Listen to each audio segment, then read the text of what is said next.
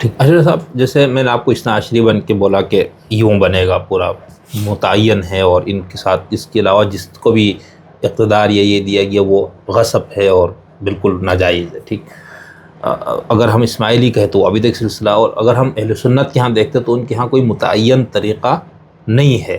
یعنی حضرت ابوبکر کا الگ طریقے سے، حضرت عمر کا الگ طریقے سے، حضرت عثمان کا، حضرت علی کا بھی الگ طریقے سے ہوا، معاویہ کا الگ طریقے سے ہوا، یزید کا، تو ہر ایک کا طریقہ.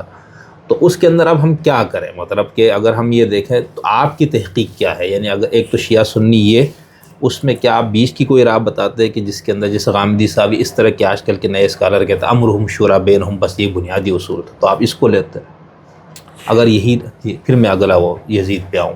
بنیادی طور کے اوپر بات یہ ہے کہ ہم یہ سمجھتے ہیں کہ نبی یا ہادی تو متعین ہوتا ہے، حاکم متعین نہیں ہوتا. اچھا، ٹھیک ہے، جب ہم دنیا میں آتے ہیں وہ کرتے ہیں بے ایمانہ کہ آپ کو دین پہ عمل جو کرنا ہے تو وہ جو ہادی ہے اس کے مطابق کرنا ہے، جو ہدایت آپ کو دی ٹھیک ہے. نا. اچھا، اب آپ اگر شیعہ اثنا عشری اس کو آپ لے لیں تو امام زمانہ علیہ السلام تو غیبت میں، اس کے بعد حکومت کی کیا صورت ہے؟ کیونکہ غیبت کے زمانے میں حکومت کی کیا صورت ہے؟ آپ اس کا آئیڈیل جو ہے وہ ولایت فقیہ کا نظام لیں گے. اگر میں نجفی اسکول کا ہوں تو میں نہیں لوں گا. حاکم کا علماء کے مشورے سے حکومت کرنا ایک بات ہوئی، ایک پیراڈائم تو یہ ہو گیا. ٹھیک. دوسرا پیراڈائم یہ ہے کہ خود علماء کی ہی حکومت ہو، جی، جس کو اب آپ ولایت فقیہ کہتے ہیں. اچھا، ولایت فقیہ کو بھی اگر مان لیا تو اس کے بعد پھر جمہوریت کہاں سے آتی ہے؟ ولی فقیہ کا بھی انتخاب ہوتا ہے، مقرر کیا جاتا ہے. ابھی ہم پچھلے دنوں دیکھ رہے تھے کہ آیت اللہ خامنئی جو رہبر معظم تھے، انہوں نے اس وقت رفسنجانی ہیڈ تھے، تو ان کو جس میں نامینیٹ کیا گیا ولی فقیہ کی حیثیت سے، وہاں علماء مجتہدین موجود تھے، وہ تھا، اور وہ کھڑے ہوئے اپنے آنسو پوچھ رہے کہ میں اس لائق نہیں ہوں، لیکن بنایا گیا، لوگوں نے مقرر کیا، شورا نے منعقد کیا. اور جو پارلیمنٹ ہے وہ عوام سے آتی ہے. تو اب پھر آگے نا جمہوریت میں ڈیموکریسی گائیڈڈ بائی اے ہادی، اور those people who know religion, what is religion, religious authority جن کو آپ دے دیتے ہیں. یہ بنیادی طور پہ ولی فقیہ کا نظام بھی بنیادی طور پہ اوپر یہ نظام ہے. ایسے ہی. تو بات یہ ہے کہ جو زمینی حقائق ہیں ان کو تسلیم کرنا چاہیے. اسی لیے what ought to be، کیا ہونا چاہیے، اینڈ what happened، ان دونوں میں بڑا فرق ہوتا ہے. ٹھیک ہے. ٹھیک ہے، بنیادی طور کے اوپر جو مثلا خلفائے راشدین کا عہد ہے اس میں ہم یہ دیکھتے ہیں کہ جو ڈیویشن فرام پرنسپل آف اسلام ہے، پرنسپلز آف اسلام، اور عدل اجتماعی، وہ چیزیں اسی طرح سے باقی رہی ہیں بلکہ مستحکم ہوئی ہیں. ٹھیک ہے، اور اس کے بعد جو 20 سال کا عرصہ حضرت علی کی شہادت کے بعد کا ہے، وہ اس عرصے میں بنیادی طور کے اوپر عدل اجتماعی باقی نہیں رہا، شوروی حکومت بھی باقی نہیں رہی. ٹھیک ہے، جو دین کے بنیاد کے اوپر گائیڈ کر سکتے تھے حاکم وقت کو، whosoever they were، وہ طبقہ بھی قریب نہیں رہا، ان کی گائیڈنس بھی حاصل نہیں رہی، عدل نہیں رہا، عدل اجتماعی نہیں رہا، حاکم کا قول جو ہے وہی شریعت بن گیا. یہ ساری ڈیویشنز جو تھیں، یہ اگر اس کے آگے بند نہیں باندھا جاتا تو یہ آگے بڑھ کے اور بہت کچھ ہو جاتا. لہٰذا امام حسین علیہ السلام کا جو اقدام ہے، آپ یہ دیکھیں کہ اس کے بعد ہم ابھی جیسے تھوڑی دیر پہلے عرض کر رہے تھے کہ 3 خلفائے راشدین شہید ہوئے، بلکہ امام حسن کو بھی امام حسن کو بھی شہید کیا گیا. ہم نے 4 لکھا، اپنے پوسٹ میں 4 لکھے. تو اس میں معاشرے میں کوئی ٹربولنس نہیں پیدا ہوئی. ان لوگوں کے خلاف جنہوں نے یہ کیا، ان کے خلاف تو کوئی بغاوت نہیں ہے. حضرت عثمان کی شہادت کے بعد اگر کہنا چاہیے ان کی مخالفت ہوئی ہے، ان کے خلاف مزاحمت ہوئی ہے، تو وہ ان لوگوں نے کی ہے، ان لوگوں نے مزاحمت کی ہے کہ جن کو اصلاً حضرت علی کا ساتھ دینا چاہیے تھا. یعنی وہ مزاحمت قاتلین حضرت عثمان رضی اللہ عنہ کے خلاف نہیں ہے، وہ تو حاکم وقت کے خلاف مزاحمت ہے. اور اس کے بعد آپ دیکھ لیں کہ جو مزاحم تھے لوگ، انہی کی حکومت آ گئی. تو اب تو ڈیویشن میں کوئی وہی نہیں رہے گی، رکاوٹ ہی نہیں رہے گی.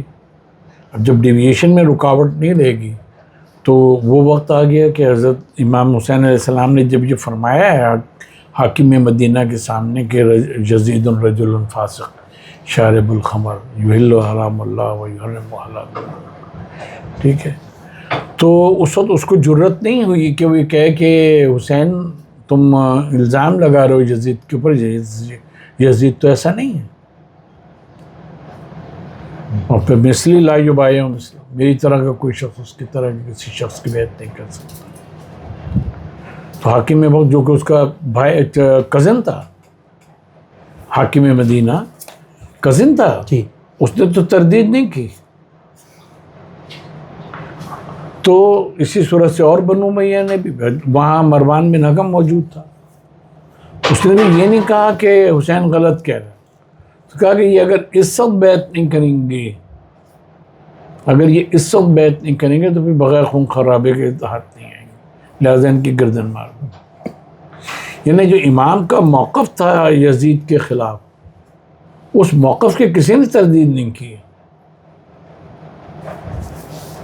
ایسے ہی ہے نا. تو پھر ڈیویشن اتنی ہو گئی تھی کہ حرام خدا کو حلال اور حلال خدا کو، یہاں تک کہ ابن حجر نے تو یہاں تک لکھا ہے، ابن حجر اسقلانی نے فتح الباری میں انہوں نے یہاں تک لکھا ہے کہ اباح الخمر، اس نے خمر کو مباح قرار دے دیا. لیکن ایسا اس کے اندر ایک مسئلہ میں معذرت نہیں کہ جو حامیان یزید، یعنی اب کافی اس طرف کی کتابیں آنے لگی، سیدنا امیر اور پر یہ چیزیں بھی ہم پڑھتے ہیں. تو اس کے اندر اور خاص طور پر ہمارے عباسی صاحب، کیا نام تھے، محمود عباسی صاحب، محمود احمد عباسی، اور ان سب کا یہ خیال ہے نا کہ یہ جو اتنا یزید کو اتنا زیادہ جو آپ لوگوں نے اس کی کڑی شکل بنائی ہے تاریخ کے، اور ادھر سے چیزیں جوڑ جاڑ کے، وہ کہتے ہیں یہ تو سب اس کو جسٹیفائی کرنے کے لیے تھا کہ جو کچھ ہوا کہ بھائی امام حسین کا بالکل صحیح تھا. یعنی اس حد تک گرا ہوا اس وقت مسلم معاشرے کا ضمیر زندہ تھا، لوگ مسلمان تھے، سب کو کہتے یہ کیسے ہو سکتا ہے کہ اس طرح ہو. تو اس کو آپ کیا یہ جو امام حسین کے اقوال اس طرح مل جاتے تو کیا یہ بھی سب پائے ثبوت کو پہنچے ہوئے اقوال ہے کہ اس پہ ہم یقین کر لیں کہ ایسا ہی تھا؟ اور یزید سے جیسے ہم تاریخ کی ان کی کتابیں جب پڑھتے تو یہ بھی انہی کتابوں سے لے کر آتے کہ جس کے اندر یزید کا اتنا زیادہ برا کردار تو نہیں نظر آ رہا ہوتا. تو اس کو ہم کیسے وہ کریں؟ عباسی کی کتابیں تو ظاہر آپ عباسی، حکیم محمود احمد ظفر اور سب. یہ ایک اور بھی یہاں میرے خیال بنورے سے فارغ تھا، کوئی نام میں بھول گیا، بعد میں انہوں نے شاید کا بھی ہم اس کا یہ ڈگری کینسل کرتے ہیں، کوئی صدیقی اس طرح کا کوئی. ہاں، میں حکیم محمود عالم صدیقی. اچھا ایک ہی. تو یہ ان کا پھر کیسے آپ نیریٹو کو کریں گے؟ ان کے اندر کیا مسئلہ آ رہا ہے؟ بات یہ ہے کہ یزید کی یہ جتنی برائیاں بیان کی جاتی ہیں، پہلی بات یہ کہ اس میں شیعہ حوالے کب دیے جاتے ہیں. بھئی اگر یہ ہو کہ فرقہ واریت کے اس میں اسے ڈسٹارٹ کیا گیا اس کی شخصیت کو، تو سوال یہ کہ حوالے تو سارے اس کے ہیں، اہل سنت کے. تاریخ کی جتنی کتابیں شیعوں نے تو کوئی تاریخ ہی نہیں لکھی. نہیں، یعقوبی کہتے شیعہ تھے. یعقوبی کی تاریخ ہے کوئی، یہ کتنی موٹی جلد، اور وہ بھی اگر شیعہ تھا تو اس نے کہا کیا لکھا. ابو مخنف کو لے آتے ہیں، کہتا سارا کچھ اسی کے ساتھ سر پہ کھڑا ہے. ابو مخنف جو ہے ابو مخنف جو ہے بنیادی طور پہ لوگوں کو یہی پتہ نہیں ہے کہ 4 ابو مخنف ہیں. اچھا اس کے حوالے کہاں کے مقتل ابی مخنف کے ہیں حوالے یا طبری ابی مخنف کے طبری حوالے؟ کا بھی بہت بڑا سہارا وہی ہے. تو یہ الگ الگ ہے. تو الگ الگ ہے، لوگوں کو پتہ ہی نہیں ہے. ہاں لوط بن یحییٰ ازدی جو ابی مخنف ہے 122 ہجری، ٹھیک. اور وہ اگر اس طرح کا کٹر شیعہ تھا تو اس نے تو صرف مقتل لکھا ہے، معائب یزید پہ تو نہیں لکھا.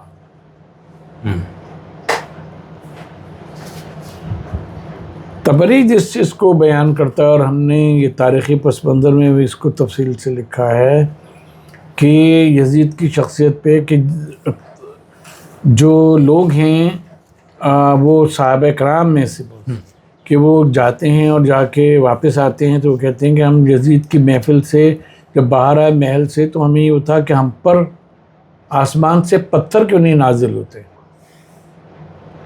6 صحابہ کا گروپ ہے جو گیا ہے یزید کے کو دیکھنے کے. ہم خود اپنے اس سے تو دیکھیں جو مشہور ہے وہ صحیح بھی ہے یا نہیں ہے. اور یہ اصول کافی میں نہیں ہے یہ روایت، یہ ارشاد شیخ مفید میں نہیں ہے، یہ ابن اسیر کے الکامل میں ہے، طبری میں ہے، اور المنتظم ابن جوزی میں ہے، البدایہ والنہایہ میں ہے. صحیح. البدایہ والنہایہ کے جو مصنف ہیں ابن کثیر وہ تو گویا کہ ابن تیمیہ کے شاگرد، بالکل. تو وہ کائے کو رعایت کریں گے. تو بات یہ ہے کہ یہ چیزیں یا امام علیہ السلام کا دربار یزید میں یہ کہنا فرمانا یہ کہاں سے ہے؟ یہ کہ شیعہ کتابوں میں لکھا ہوا ہے. آن دا کنٹریری ہوا یہ ہے کہ آپ نے اس کو جسٹیفائی کرنے کے لیے اور بعض بزرگوں کو ان کے جسٹیفائی کرنے کے لیے آپ نے روایات بنا کے ڈالی ہیں. علاقوں کے بارے میں روایات ہیں، اشخاص کے بارے میں روایات ہیں، جو مطرودین تھے ان کے فضائل میں آپ نے روایات ڈال دی جن کو رسول اللہ صلی اللہ علیہ وسلم نے مطرود کر دیا. اس میں تو ایک روایت بھی ہم لوگ وہ جو ہیں اس میں سے نہیں لاتے، ساری تو اہل سنت کی تواریخ ہیں. نہیں تو یہ خود بھی تو اہل سنت سے کے ٹوٹے ہوئے من کے ہیں نا جن کی ہم بات کر رہے ہیں، یا میرے خیال اہل سنت میں ہی اپنے آپ کو شمار کرتے ہیں. تو وہ کیا ان کو وہ کیا چیز ہو سکتی ہے؟ آپ نے ان سب کو پڑھا ہے، آپ کو کیا محسوس ہوا؟ یعنی آپ تجزیہ کیا کریں گے؟ دیکھیں بنیادی طور پہ دو چیزیں ہم نے دیکھی. ایک تو یہ کہ بعض لوگ ایسے ہوتے ہیں کہ ہم اگر کوئی علیحدہ سے بات کریں تو ہم مشہور ہو جائیں گے، ہماری بھی بات ہوگی. اور دوسرا وہ یہ ہوتا ہے کہ کوئی خاص آپ کو مشن لے کے چلیں. دیکھیں خاص مشن جو ہے وہ اس طرح سے ہے کہ ہمیں کچھ ایسی باتیں کرنی پڑیں گی کہ جو تاریخ کے پرسپیکٹو میں ہیں بنیادی طور پہ. دیکھیں مغل جو تھے، مغل حکمران، انہوں نے شیعت کو کچلنے میں بڑا کام کیا. ٹھیک ہے، صحیح. آپ دیکھیں کہ گولکنڈہ، بیجاپور وغیرہ کی جو شیعہ سلطنتیں تھیں ان کے خلاف انہوں نے لشکر کشی کی اور پھر پوری کی پوری جو تھی دکن وغیرہ پورا بھی انہوں نے فتح کر لیا. ٹھیک ہے، آپ دیکھیں شہید ثالث کی زبان جو تھی وہ گدے سے کھنچوائی گئی میر عبد الباقی کے کہنے کے اوپر، اور جو اس کے دربار کے اہل سنت علماء تھے وہ تھا سب، کیونکہ وہ چاروں فقوں کے مطابق، پانچوں فقہ کے مطابق وہ فتویٰ دیتے تھے، کہتے تھے یہ تو شیعہ موقف ہے، وہ کہتے تھے نہیں یہ تو مسلم شافعی موقف ہے، میں نے اس کے مطابق فیصلہ کیا، یہ اس کے مطابق فیصلہ کیا. تو یہ چیزیں چلتی تھیں. بنیادی طور کے اوپر ظاہر ہے کہ اہل سنت کی اکثریت رہی تو ہر حاکم کو ان کی مخالفت مول لینا سے بہتر تھا کہ ایک چھوٹے گروپ کی مخالفت مول لیں. چنانچہ ایسا لٹریچر تیار جو ہوا ہے، آپ دیکھیں کہ شیخ احمد سرہندی نے پہلی کتاب لکھی ہے رد روافظ کے نام سے. بر صغیر میں. اچھا. اس کے بعد آپ دیکھ لیں، اس کے بعد پھر شاہ عبدالعزیز محدث دہلوی، تحفہ اثنا شریعہ. تحفہ اثنا شریعہ. اچھا اب آپ بیچ میں دیکھیں کہ جی ان کے والد کھڑے ہوئے ہیں شاہ ولی اللہ، ٹھیک ہے، وہ ازالۃ الخفا میں یہ ماننے کو تیار نہیں ہے کہ حضرت علی خلیفہ راشد تھے. فضائل وزائل بہت بیان کرے، لیکن بنیادی طور پہ انہوں نے اس بات کو قبول نہیں کیا کہ حضرت علی خلیفہ راشد تھے، کیونکہ بہت سے صحابہ نے ان کی بیعت نہیں کی تھی. انہوں نے اس موقف کی طرف. صحیح. دوسری طرف آپ آ جائیں تو وہ اپنی کتاب میں یہ لکھتے ہیں کہ بھئی بنیادی طور پہ رسول اللہ صلی اللہ علیہ وسلم کی جو خلافت ہے وہ دو طرح سے چلی. جو ان کا وہ ہے روحانی پہلو ہے وہ حضرت علی کے ذریعے سے چلا، اور یہ شاہ صاحب کا جو دنیاوی وہ ہے وہ اس طرح سے چلا. ٹھیک ہے. تو اب وہ انہوں نے ایک مڈل وے اختیار کیا.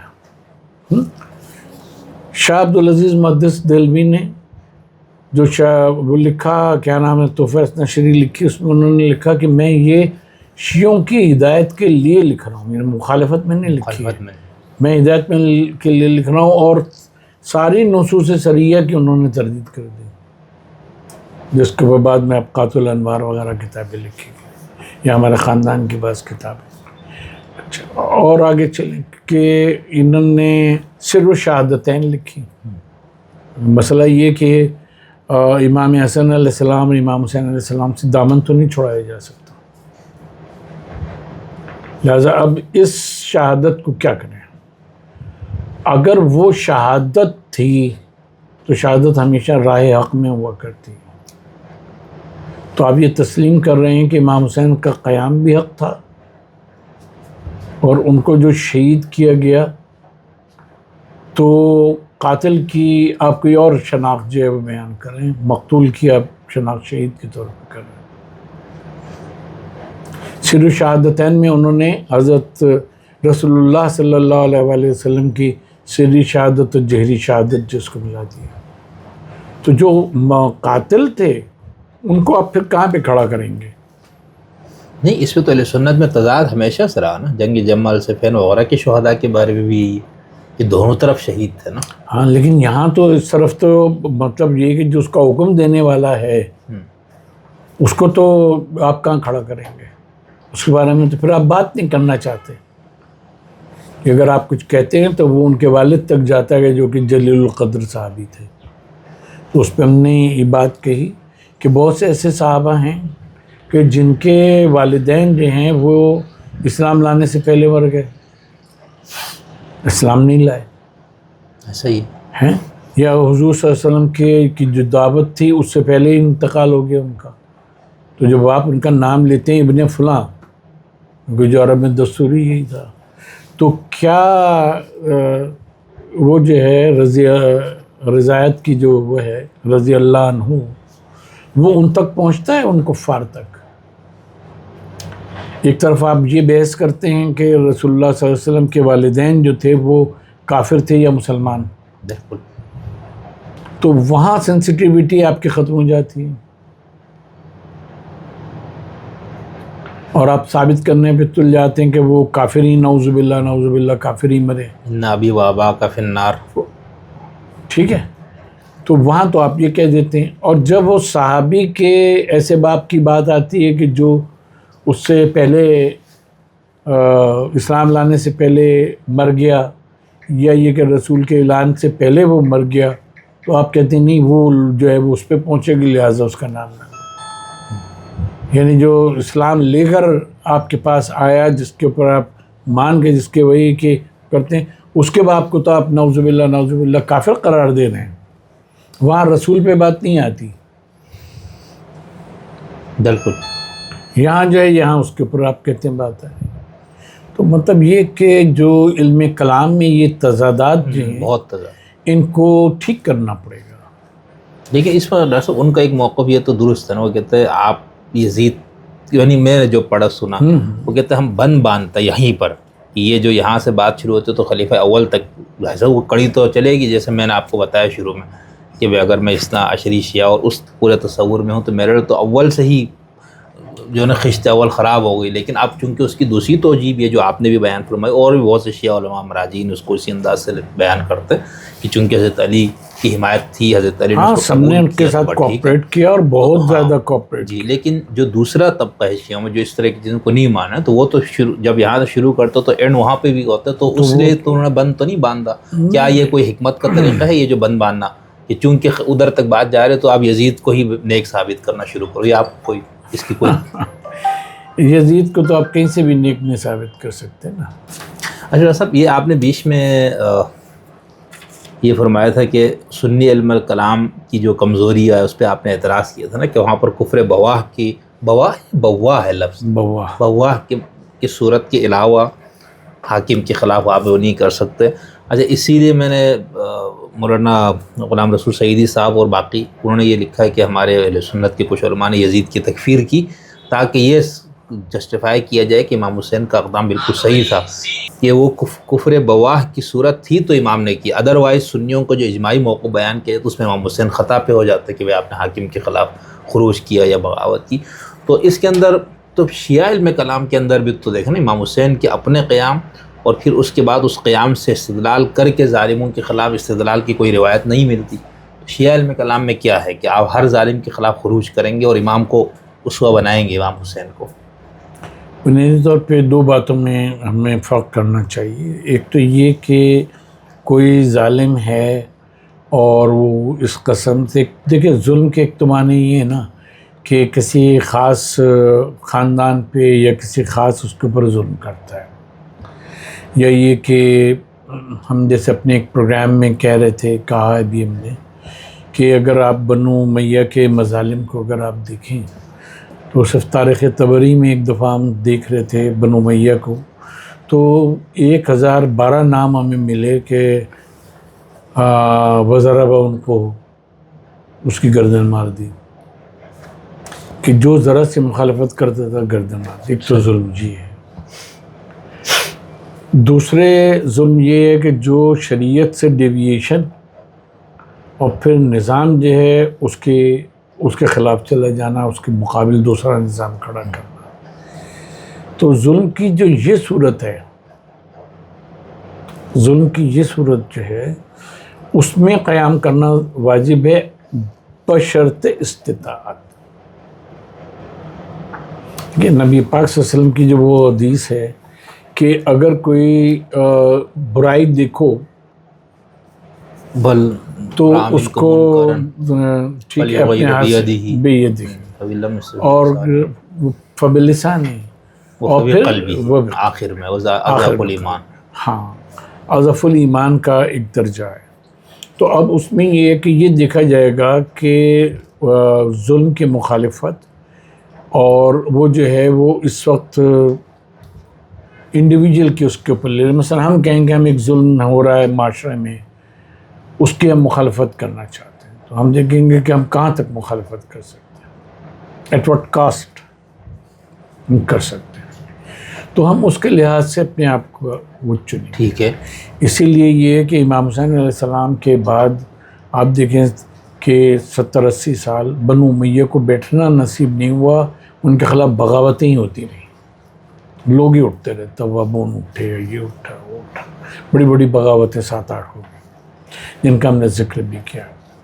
تو ایک تو یہ صورت ہے. اور پھر بھی ہم دیکھتے ہیں کہ یہاں تک کہ بنو امیہ کا زوال ہو گیا اور اس میں بھی واقعہ کربلا کو استعمال کیا گیا. بنو عباس نے استعمال کیا واقعہ کربلا کو کہ تم لوگوں نے یہ ظلم کیا حسین پر اور اس کی اولاد پہ، تو تم پر کیوں نہیں یہ سب ہو. ٹھیک. دوسری جو وہ ہے کہ آپ یہ دیکھیں کہ جو بات کے ہمارے ائمہ ہیں ان میں سے کسی نے بھی جہاد بالسیف نہیں کیا، اس لیے کہ جو ایک پیٹرن بن گیا تھا اور جو معاشرے کا ایک جو ہم نے ابھی پوسٹ میں بھی لکھا ہے کہ مزاجاً معاشرے نے اس کو قبول کر لیا تھا اس چیز کو کہ اس قسم کی باتیں ہوتی رہیں گی اور ہمیں مزاحمت نہیں کرنی ہے. تو یہ جو استفراق کا لفظ ہم نے استعمال کیا ہے، وہ استفراق کی کیفیت کیا ہوتی ہے؟ نازیہ کی، کہ نہ آپ اس کو پیٹ میں رکھنا چاہتے ہیں اور آپ چاہتے ہیں کہ وہ نکل جائے، باہر نکل جائے، اور وہ باہر بھی نہیں نکل رہی ہوتی. ایسی معاشرے کی صورت بھی ہوتی ہے صحیح کہ معاشرہ نہ اس کو ایبزارب کر رہا ہوتا ہے اور نہ ہی اسے چھٹکارا پا سک رہا ہے، اور جب چھٹکارا پا لیتا ہے تو وہ راحت محسوس کرتا ہے اس میں. وہ معاشرہ پھر ہم کو ملتا ہے کہ جہاں ائمہ علیہ السلام جی ہیں وہ جو تعلیمات ہیں ان کو باقی رکھتے ہیں، لیکن حاکم وقت کے خلاف خروج نہیں کرتے، اس لیے کہ وہ خروج کی استطاعت اور چیز ہے، لیکن دین بچ جائے. کسی وقت کوئی شخص اٹھا کے کسی علاقے میں یہ دیکھنا چاہتا ہے کہ دین کی صورت کیا ہے، تو قرآن بچ جائے، سنت رسول سیرت رسول بچ جائے، جو اس کی تعلیمات ہیں، نماز روزہ حج زکوٰۃ واجبات، وہ سارے کے سارے بچ جائیں. امام جعفر صادق علیہ السلام کو کیوں شہید کیا؟ انہوں نے تو خروج نہیں کیا تھا. امام باقر علیہ السلام کو کیوں شہید کیا؟ انہوں نے تو خروج نہیں کیا تھا. جناب زید کو شہید کر دیا کیونکہ انہوں نے استطاعت نہ ہونے کے باوجود خروج کیا، تو اس کا رزلٹ نکلا. یہ نہیں کہ وہ غلطی پر تھے. اس پہ میں سوال کرنا. ہاں ٹھیک ہے، لیکن آپ دیکھیں بات کیا ائمہ نے نہیں تو خروج نہیں سنی کیا. جو فقہاء ان کو بھی بہت کو قتل کیا گیا سب کو. ہاں تو وہ اس لیے کہ جہاں انہوں نے یہ دیکھا کہ یہ دین کی بات جو ہے اس کو بات پہ بر کر رہا ہے، اور ہمارا اگر لوگ اس کی بات کو مان لیں گے تو ہمارا جو طرز حکمرانی ہے اس کو کوسچن کریں گے، اور ہمارے ساتھ جو امیر المومنین لکھا جاتا ہے، خلیفۃ المسلمین لکھا جاتا ہے، وہ نہیں لکھا جائے گا.